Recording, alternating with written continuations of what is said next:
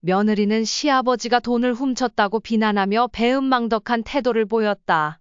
그의 아들은 그를 변호하지 않고 아내와 함께 집 밖으로 쫓아냈습니다. 아버님, 그깟 돈이 얼마나 된다고 이러세요? 제가 뭐 큰 죄라도 지었나요? 며느리가 당당하게 말하는 순간 아버지는 얼굴이 붉어지며 역정을 내셨다. 이깟 돈? 내가 뭘 알아? 아버지는 분노에 가득 찬 목소리로 외쳤다. 허리를 다쳐 더 이상 막노동을 할 수 없게 된 후 아버지는 매일같이 폐지를 주워가며 어렵게 돈을 모으셨다. 그리고 그 돈을 며느리가 몰래 가져다 쓴 것을 알게 된 순간 아버지의 분노는 폭발했다. 평생 고생하며 모은 돈을 이렇게 함부로 대하는 것을 더 이상 참을 수 없었다. 안녕하세요, 여러분. 요즘 날씨가 참 변덕스럽죠? 아침 저녁으로 쌀쌀해지는 만큼 건강 잘 챙기시길 바랍니다. 오늘도 제 이야기를 들어주셔서 감사합니다. 구독과 좋아요도 잊지 마시고요. 그럼 지금부터 아버지의 이야기를 시작해 볼게요. 내 이름은 백태용이다. 올해로 76세가 되었다. 인생에 많은 굴곡을 겪어왔지만 아들 백도훈과 며느리 최은미와의 갈등은 내게 가장 큰 상처로 남아있다. 아들 도훈은 45세, 며느리 은미는 43세다. 도훈은 어릴 적부터 똑똑하고 착실하게 자라주었다. 어려운 환경 속에서도 공부에 매진해 대학을 졸업하고 현재는 대기업에 다니고 있다. 그는 회사에서 인정받는 인재로 안정된 생활을 하고 있었다. 나는 도훈과 나와 아내의 자랑이었고 우리 가족의 희망이었다. 그러나 도훈과 결혼한 후 우리 가족의 평화는 조금씩 무너져 내리기 시작했다. 며느리 은미는 결혼 전에는 똑똑하고 예의 바른 사람처럼 보였다. 그녀는 대학을 졸업한 뒤 잠시 직장 생활을 하다가 도훈과 결혼하면서 전업주부로 생활하게 되었다. 처음에는 그녀가 가정에 충실할 것이라 기대했지만 시간이 지날수록 그녀의 태도는 변하기 시작했다. 그녀는 점차 냉소적이고 이기적인 모습으로 변해갔다. 특히 나를 향한 그녀의 시선은 점점 차가워졌다. 나는 평생을 힘들게 살아왔다. 젊었을 때는 여러 가지 일을 하며 가족을 부양했다. 나이가 들면서 몸은 점점 쇠약해졌다. 그리고 몇 해 전 막노동을 하다가 허리를 다치면서 더 이상 무거운 짐을 들 수 없게 되었다. 그때부터 내 삶은 더욱 힘들어졌다. 도훈과 경제적으로 지원해 주려고 했지만 나는 아들 부부에게 부담을 주고 싶지 않았다. 그래서 나는 새벽이나 밤에 폐지를 주워 생활비를 마련하기 시작했다. 뜨거운 태양 아래에서 폐지를 줍는 것은 내 나이에는 도저히 감당할 수 없는 일이었다. 그래서 나는 사람들이 잠들어 있는 새벽이나 하루에 열기가 식어가는 밤에 나가서 폐지를 주웠다. 그 시간이 내가 선택할 수 있는 유일한 시간이었다. 사람들의 눈에 띄지 않게 조용히 일을 해야 했다. 내 자존심을 지키기 위해서라도 그렇게 해야만 했다. 폐지를 주우며 모은 돈은 많지 않았지만 나는 그것이 나의 마지막 자존심이라고 생각했다. 그 돈을 차곡차곡 모아 작은 장롱 속에 숨겨두었다. 아들에게는 말하지 않았다. 내가 이 돈으로 병원비나 약값을 스스로 해결할 수 있다는 생각에 나 자신이 조금은 자랑스러웠다. 하지만 그 돈이 어느 날 사라진 것을 알게 되었을 때 나는 큰 충격을 받았다. 처음에는 내가 잘못 기억한 줄 알았다. 나이가 들어 기억이 흐릿해졌나 싶어 여러 번 장롱을 열어봤지만 그 돈은 어디에도 없었다. 며칠 동안 혼자 고민하다가 결국 아들에게 물어보기로 했다. 아들은 놀란 얼굴로 며느리를 불렀다. 은미는 처음에는 전혀 모른다는 표정을 지었지만 나중에는 그 돈을 가져다 쓴 것이 사실임을 시인했다. 아버님, 그깟 돈이 뭐라고 이렇게 예민하게 구세요? 그냥 필요한데 썼어요. 너무 그러시지 마세요. 그 순간 내 가슴 속에서 참을 수 없는 분노가 치밀어 올랐다. 내가 고생하며 모은 돈을 이렇게 함부로 대하다니 나는 더 이상 참을 수 없었다. 이 돈 내가 뭘 알아? 나는 며느리를 향해 큰 소리로 외쳤다. 하지만 며느리는 전혀 반성하는 기색 없이 차가운 눈빛으로 나를 바라보며 말했다. 오빠랑 저도 우리 생활이 있어요. 아버님, 이제 그만하면 안 될까요? 그만 좀 신경 쓰시고 편하게 지내세요. 그녀의 말은 나를 더욱 화나게 했다. 내가 평생을 바쳐 모은 돈을 이렇게 대하는 그녀를 더 이상 그냥 두고 볼 수는 없었다. 며느리는 나를 하찮게 여겼다. 내가 병원에 가야 한다고 말하면 그녀는 한숨을 쉬며 말했다. 아버님, 병원비도 만만치 않은데 자꾸 병원에 가자고 하시면 우리 생활은 어떻게 하라는 거예요? 그녀의 이런 말들은 나를 점점 더 외롭게 만들었다. 아들은 나를 자주 찾아오긴 했지만 며느리의 눈치를 보며 나를 도와주려는 마음을 드러내지 못했다. 나는 아들이 나 때문에 어려움을 겪는 것이 안타까웠지만 이제는 며느리의 태도를 더 이상 참을 수 없었다. 그래서 나는 아들에게 말했다. 이제는 내가 나서서 이 상황을 바로 잡아야 하지 않겠냐고 생각했다. 아들은 난처한 표정으로 나를 보며 말했다. 아버지, 은미도 요즘 많이 예민해져서 그래요. 너무 상처받지 마세요. 제가 잘못한 것 같아요. 나는 아들이 나를 위해 최선을 다하려는 모습을 이해했지만 며느리가 나를 무시하는 것을 더 이상 참을 수 없었다. 나는 결심했다. 내가 직접 나서야 한다. 내가 폐지를 줍기 시작한 것도 며느리의 무시 때문이었다. 그녀는 내가 집에서 편하게 지내길 원한다고 말했지만 그 속마음은 분명했다. 나를 귀찮은 존재로 여기고 병우에게도 부담이 된다고 생각하는 것이다. 나는 그들에게 부담을 주고 싶지 않아서 나름대로 생활비를 마련하기 위해 폐지를 줍기로 했다. 새벽이나 밤에 폐지를 주우러 나갈 때면 나는 혼자 중얼거리곤 했다. 이게 내 운명이다. 내가 책임져야 할 몫이야. 뜨거운 태양 아래에서 일을 할 수 없어서 나는 밤이 되기를 기다렸다. 어둠 속에서 폐지를 줍는 동안 나는 젊었을 때를 회상했다. 그때도 나는 가족을 위해 밤낮 없이 일했었다. 그런데 이제는 노쇠한 몸을 이끌고 폐지를 주우며 다시 한번 가족을 위해 희생하고 있었다. 아들이 직장 생활을 하며 가정을 꾸리고 사는 동안 나는 그들의 삶에 조금도 방해가 되고 싶지 않았다. 그래서 나름대로의 방식으로 살아가고 있었던 것이다. 그러나 며느리는 내가 이 돈을 모으기 위해 얼마나 고생했는지 전혀 이해하지 못했다. 어느 날 밤, 폐지를 팔고 돌아와 장롱을 열었을 때 나는 마음이 무거워졌다. 장롱 속에 넣어둔 돈이 이제 얼마 남지 않았다. 며느리가 그 돈을 가져갔다는 사실을 알았을 때 나는 잠시 멍해졌다. 내가 힘들게 모은 돈이 이렇게 사라질 줄은 상상도 못했다. 이 일은 내 자존심을 무너뜨리는 일이었다. 아들에게 이야기를 꺼내는 것이 부끄러웠지만 나는 더 이상 참을 수 없었다. 그래서 아들에게 말했다. 도훈야, 내가 모아둔 돈이 없어졌다. 혹시 너희가 가져간 건 아니냐? 아들은 깜짝 놀라며 며느리를 불렀다.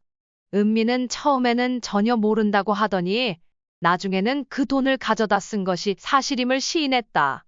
아버님, 그깟 돈이 뭐라고 이렇게 예민하게 구세요? 그냥 필요한데 썼어요. 너무 그러시지 마세요. 그 순간 내 마음속에 있던 모든 인내심이 무너져 내렸다. 이깟 돈 내가 뭘 알아? 나는 큰 소리로 외쳤다. 하지만 며느리는 전혀 반성하는 기색 없이 차가운 눈빛으로 나를 바라보며 말했다. 오빠랑 저도 우리 생활이 있어요. 아버님, 이제 그만하시면 안 될까요? 그만 좀 신경 쓰시고 편하게 지내세요. 그녀의 말이 끝나자마자 나는 더 이상 참을 수 없었다.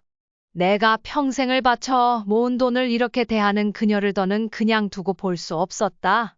며느리는 나를 하찮게 여겼다. 내가 병원에 가야 한다고 말하면 그녀는 한숨을 쉬며 말했다. 아버님, 병원비도 만만치 않은데 자꾸 병원에 가자고 하시면 우리 생활은 어떻게 하라는 거예요? 그녀의 이런 말들은 나를 점점 더 외롭게 만들었다. 아들은 나를 자주 찾아오긴 했지만 며느리의 눈치를 보며 나를 도와주려는 마음을 드러내지 못했다. 나는 아들이 나 때문에 어려움을 겪는 것이 안타까웠지만 이제는 며느리의 태도를 더 이상 참을 수 없었다. 이제는 내가 나서서 이 상황을 바로 잡아야 하지 않겠냐고 나는 아들에게 말했다. 아들은 난처한 표정으로 나를 보며 말했다. 아버지, 은미도 요즘 많이 예민해져서 그래요. 너무 상처받지 마세요. 제가 잘못한 것 같아요.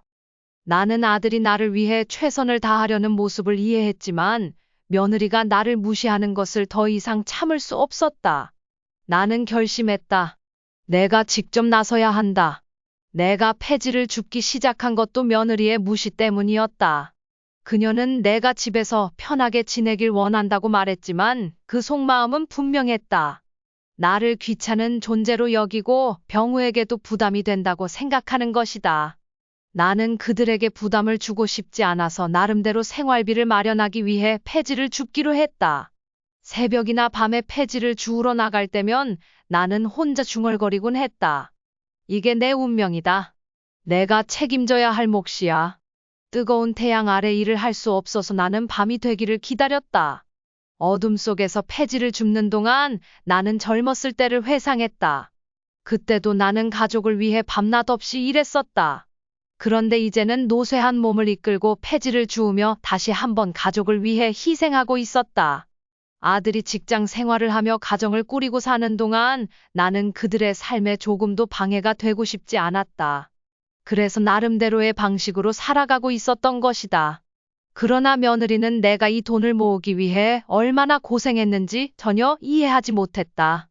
며느리의 말이 계속해서 머릿속을 맴돌았다. 그날 아침 은미가 내게 했던 그 차가운 말들이 가슴에 모처럼 박혀 쉽게 잊히지 않았다. 내가 힘들게 모은 돈을 가져간 것 자체가 문제가 아니었다. 더 큰 문제는 그녀의 태도였다. 그녀의 말과 행동에는 나를 향한 최소한의 배려조차 없었다. 은미는 내가 얼마나 고생해서 그 돈을 모았는지, 그 돈이 내게 얼마나 중요한 의미를 가지고 있는지 전혀 생각하지 않았다. 오히려 그 돈을 가져간 것에 대해 미안함도 없었고, 내가 왜 그것을 문제 삼는지조차 이해하지 못했다.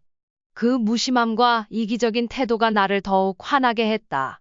나는 이 나이가 되도록 내 인생을 돌아보며 내 자식들을 위해 최선을 다했다고 믿었다. 그런데 이제 와서 며느리의 이기적인 태도로 인해 나는 내 존재 자체가 무의미해진 것 같은 기분을 느꼈다. 내가 평생을 바쳐 이룬 것들이 한순간에 부정당하는 듯했다. 그날 아침 나는 다시 리어카를 끌고 집을 나섰다. 이번에는 평소와 달리 마음속이 온통 복잡한 생각들로 가득 차 있었다. 내가 더 이상 이 일을 계속할 수 있을지 아니면 그만두고 싶어질지 알 수 없었다. 그러나 한 가지는 분명했다. 나는 이 집에서 더 이상 존중받지 못하고 있다는 사실이었다. 내가 여기에 존재한다는 사실조차 며느리는 신경 쓰지 않는 것 같았다. 그녀에게 나는 그저 불편한 존재일 뿐이었다. 밖으로 나서니 여름의 더위가 고스란히 느껴졌다. 한낮의 태양은 가차없이 내리쬐고 있었다. 리어카에 박히는 뜨거운 아스팔트를 따라 삐걱거리며 속에서 크게 울려 퍼졌다. 나는 그 소리에 귀를 기울이며 마치 내 마음속 깊은 곳에서 울려 퍼지는 고통의 소리처럼 느꼈다. 길을 따라 폐지를 줍는 일은 평소와 다르지 않았다. 그러나 내 마음은 그 어느 때보다 무거웠다. 박스를 하나하나 주워 리어카에 담는 일은 고된 노동이었다. 노동을 넘어 내 자신과의 싸움이 되었다. 이 일을 하면서 나는 내가 아직 살아있음을 느꼈다. 그러나 동시에 내가 이 일을 계속해야 한다는 사실이 너무도 서글펐다. 한낮의 태양 아래에서 폐지를 줍고 있을 때 몸은 금세 땀으로 젖어들었다. 뜨거운 햇살이 내리쬐는 가운데 나는 땀을 닦을 겨를도 없이 리어카를 끌고 다녔다. 땀이 눈에 들어가 따끔거렸고 숨을 쉴 때마다 가슴이 타들어가는 것 같았다. 허리를 굽혀 박스를 주울 때마다 몸은 더 이상 버티기 힘들다는 신호를 보내고 있었다. 얼마 지나지 않아 내 몸은 완전히 지쳐갔다. 허리를 펴며 잠시 리어카를 멈추고 깊은 숨을 들이쉬었지만 그 숨마저도 무거웠다. 몸이 점점 무거워지고 다리와 허리의 근육이 아파왔다. 한번 굳어버린 근육은 쉽게 풀리지 않았다. 마치 내 몸이 더 이상 움직이기 싫다는 듯이 반응했다. 그러나 나는 멈출 수 없었다. 멈추면 모든 것이 끝난다는 생각이 들었다. 나는 살아남기 위해 이 일을 계속해야 했다. 나의 존재를, 나의 자존심을 지키기 위해서라도 이 일을 포기할 수는 없었다. 더위 속에서 땀을 흘리며 폐지를 줍는 동안 나는 계속해서 며느리의 차가운 태도와 그녀의 이기적인 말들이 떠올랐다. 그녀는 내가 이 일을 하면서 느끼는 고통을 전혀 이해하지 못했다. 그녀는 그저 자신이 편하게 살기 위해 나를 무시하고 자신의 이익을 챙기는 것에만 신경 쓰고 있었다. 그 점이 나를 더욱 화나게 했다. 그렇게 땀을 뻘뻘 흘리며 리어카를 끌고 집에 도착했을 때 나는 며느리의 시선을 느꼈다. 은미는 주방에서 무언가를 하다가 나를 보고는 얼굴을 찡그렸다. 그녀의 얼굴에는 나를 향한 불쾌감이 가득했다. 아버님, 이렇게 땀을 흘리면서까지 이런 일을 하셔야겠어요? 그냥 집에서 쉬시는 게 더 나을 텐데요. 그녀의 목소리는 비아냥거리는 듯했다. 나는 아무 말도 하지 않고 그저 방으로 들어가려 했다.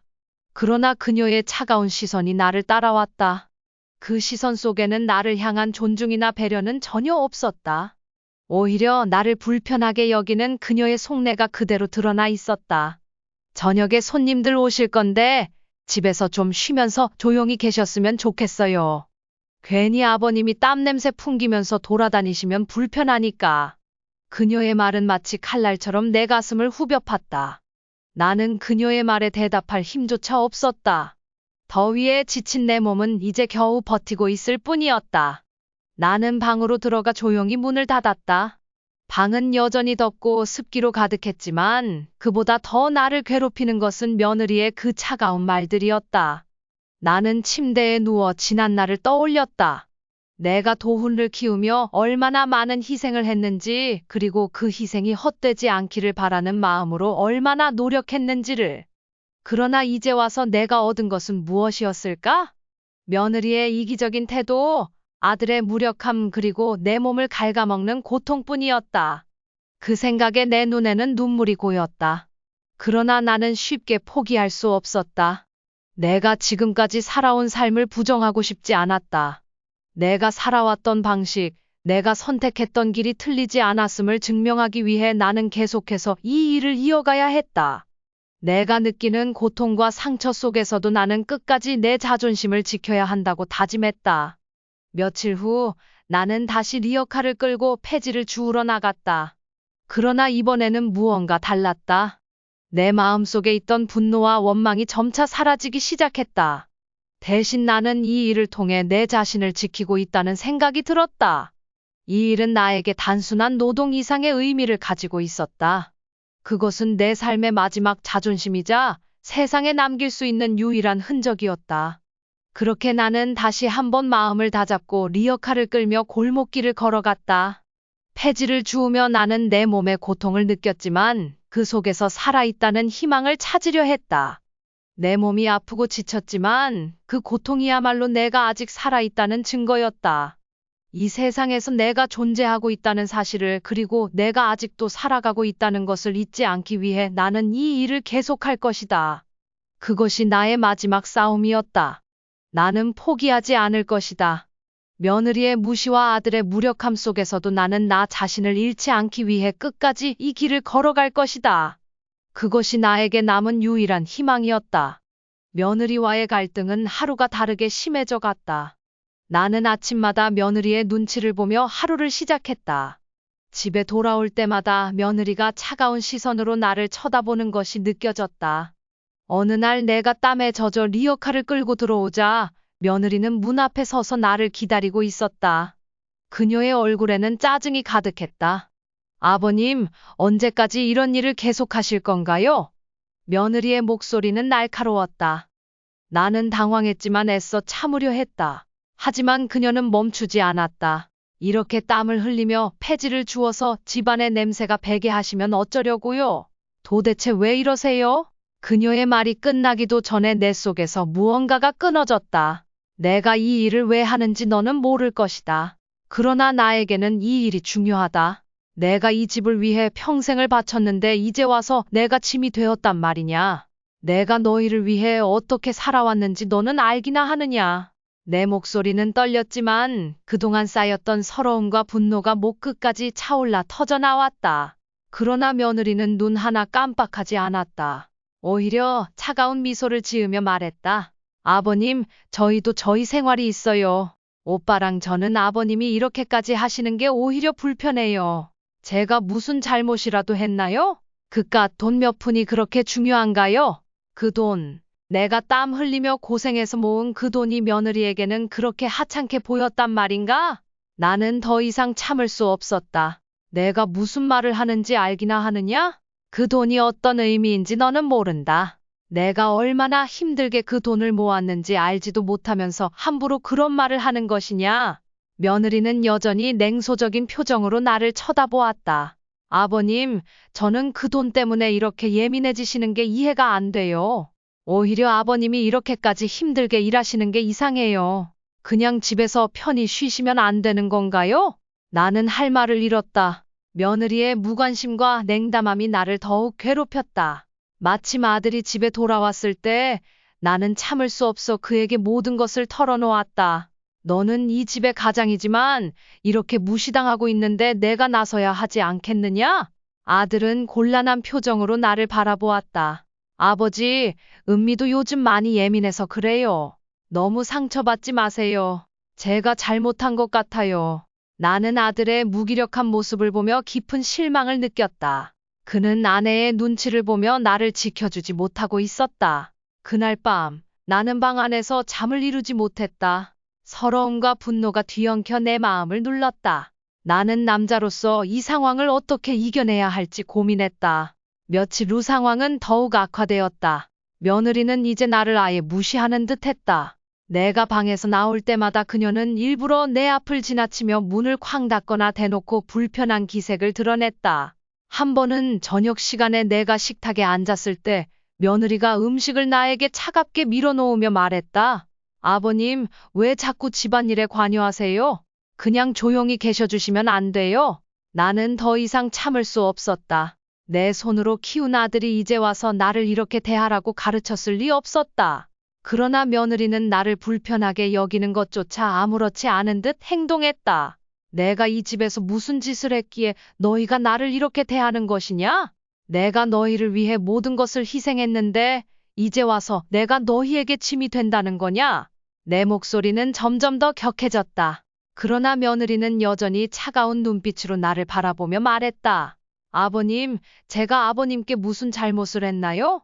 그저 제 생활을 좀 편하게 하고 싶은 것뿐이에요. 아버님께서 자꾸 이렇게 하시면 저도 힘들어요. 그녀의 말은 나를 더 깊은 절망으로 밀어넣었다. 내가 너희에게 이렇게 대할 자격이 있느냐? 내가 평생을 바쳐 이룬 모든 것이 너희에게는 아무 의미도 없단 말이냐? 며느리는 냉정하게 대답했다. 아버님, 그냥 좀 조용히 계셔주시면 좋겠어요. 왜 자꾸 이런 일을 겪어야 하는지 모르겠어요. 그 말에 나는 더 이상 참을 수 없었다. 그녀의 무심함과 이기적인 태도에 나는 끝내 폭발하고 말았다. 내가 이렇게까지 해야 하느냐? 내가 나를 이렇게 대할 자격이 있느냐? 나는 너희를 위해 모든 것을 희생했다. 그런데 이제 와서 나를 이렇게 대하는 것이 당연한 거냐? 하지만 며느리는 전혀 동요하지 않았다. 오히려 비웃듯이 쳐다보며 말했다. 오빠랑 저도 우리 생활이 있어요. 아버님께서 자꾸 이렇게 하시면 저희도 참기 힘들어요. 나는 더 이상 그녀와 대화할 힘조차 없었다. 방으로 돌아와 침대에 누웠지만 잠은 오지 않았다. 그저 내가 살아온 인생이 헛되지 않기를 바랄 뿐이었다. 하지만 이제는 그마저도 의미가 없어진 것 같았다. 서러움과 외로움이 나를 지배했다. 더 이상 이 상황을 견딜 수 없다는 생각이 들었다. 나는 창문을 열고 몰래 훌쩍였다. 남자로서 눈물을 보이는 것이 부끄러웠지만 차가운 밤 공기에 의지하며 내 눈에서 흐르는 눈물을 멈출 수 없었다. 다음 날 아침 나는 다시 리어카를 끌고 밖으로 나섰다. 더위는 여전했고 나는 땀을 흘리며 폐지를 주었다. 그러나 이번에는 뭔가 달랐다. 나는 이 일을 통해 내 자신을 지키고 있다는 생각이 들었다. 이 일은 나에게 단순한 노동 이상의 의미를 가지고 있었다. 그것은 내 삶의 마지막 자존심이었다. 세상에 남길 수 있는 유일한 흔적이었다. 그렇게 나는 다시 한번 마음을 다잡고 리어카를 끌며 골목길을 걸어갔다. 폐지를 주우며 나는 내 몸의 고통을 느꼈지만 그 속에서 살아있다는 희망을 찾으려 했었다.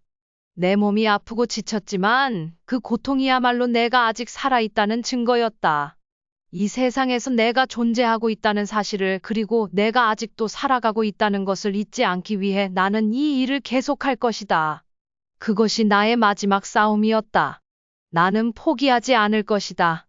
며느리의 무시와 아들의 무력함 속에서도 나는 나 자신을 잃지 않기 위해 끝까지 이 길을 걸어갈 것이다. 그것이 나에게 남은 유일한 희망이었다. 나는 여느 때처럼 리어카를 끌고 동네를 돌며 폐지를 주었다. 박스를 주우려는 일은 여간 힘든 일이 아니었지만 나는 이 일이 나에게 남은 자존심의 마지막 조각이라고 생각하며 묵묵히 이어갔다.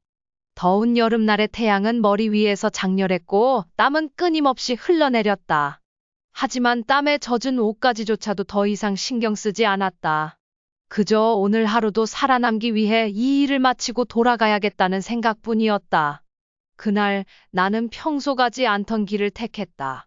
동네 사람들의 시선을 잠시라도 피하고 싶은 마음에 다른 골목길로 접어들었다. 그렇게 걷다 보니 어느새 나는 옆 동네 모텔촌 근처까지 가게 되었다.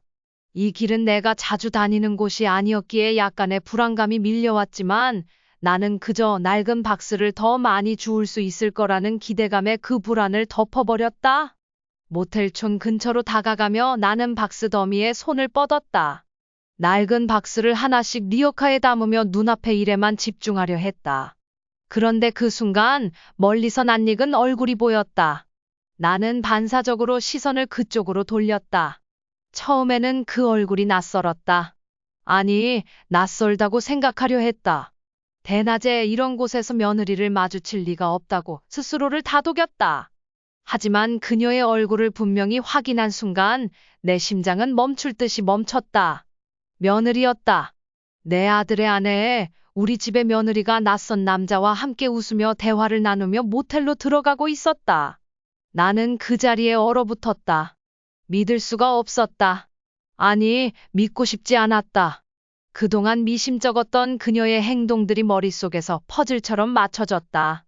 그리고 그 퍼즐이 완성되자마자 내 가슴속에서는 참을 수 없는 분노와 배신감이 치밀어 올랐다.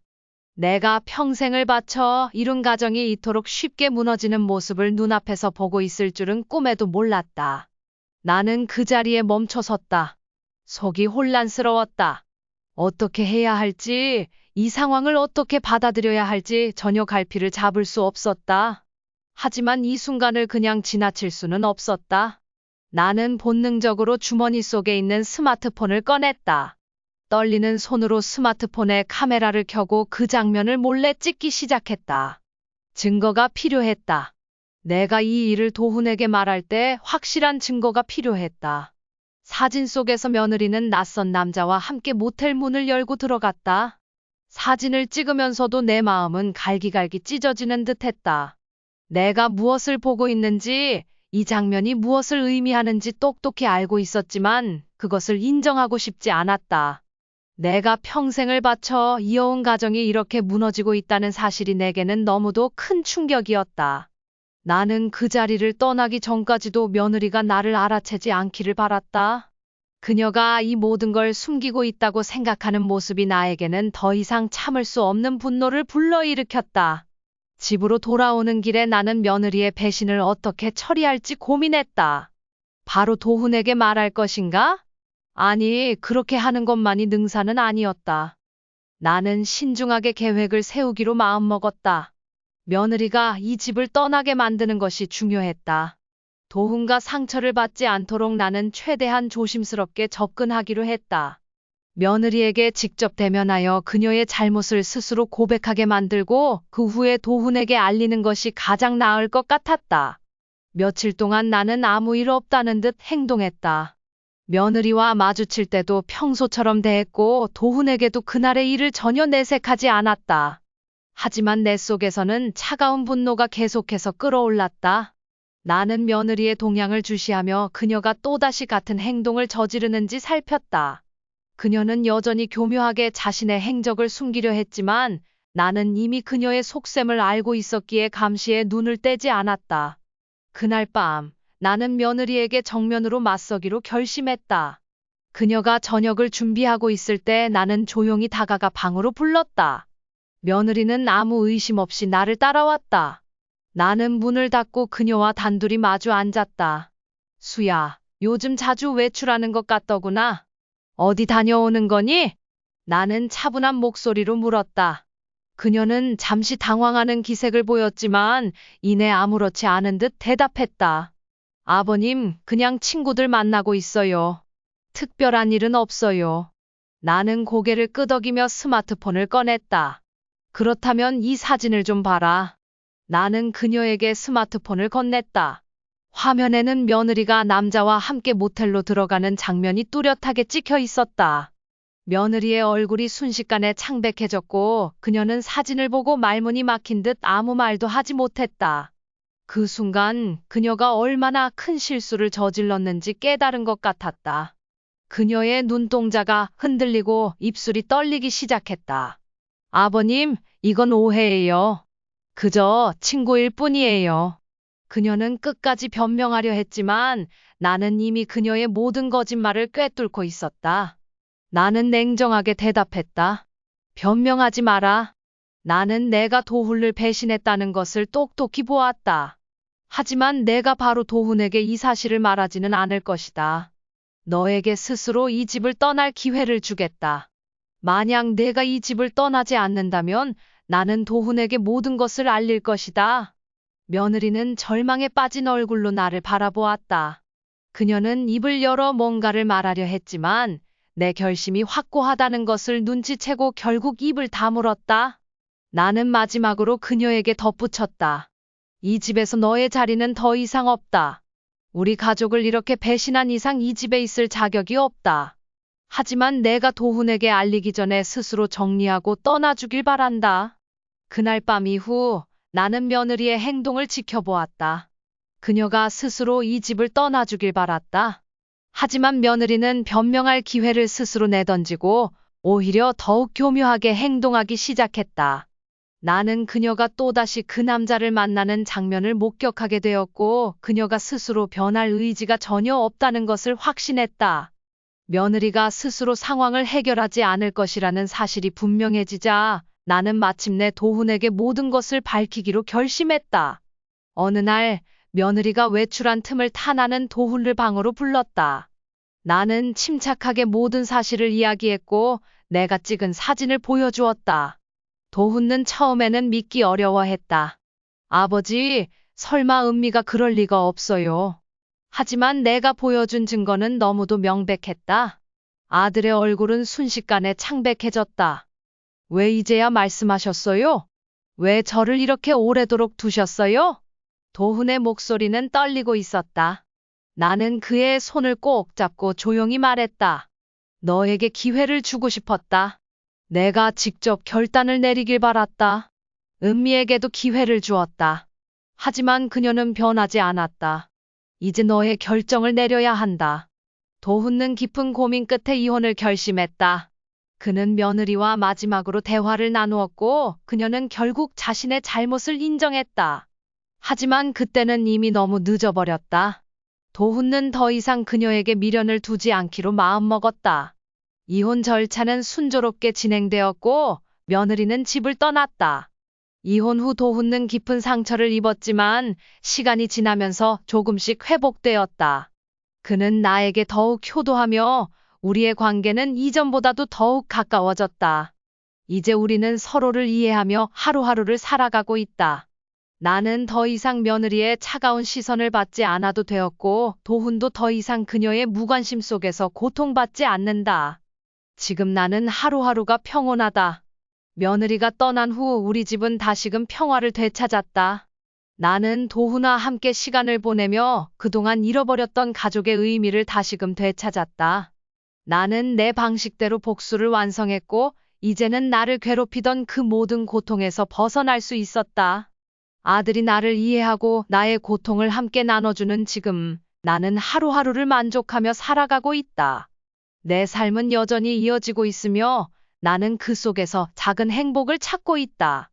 이제는 과거의 상처를 뒤로하고 우리는 새로운 미래를 향해 나아가고 있다. 아들은 나에게 든든한 존재가 되었고 나는 그의 곁에서 그를 지켜보며 우리의 남은 날들을 함께 걸어갈 것이다. 여러분, 오늘의 이야기가 마음에 드셨다면 구독과 좋아요 부탁드립니다. 여러분의 응원은 저에게 큰 힘이 됩니다. 앞으로도 좋은 이야기로 찾아뵙겠습니다. 감사합니다.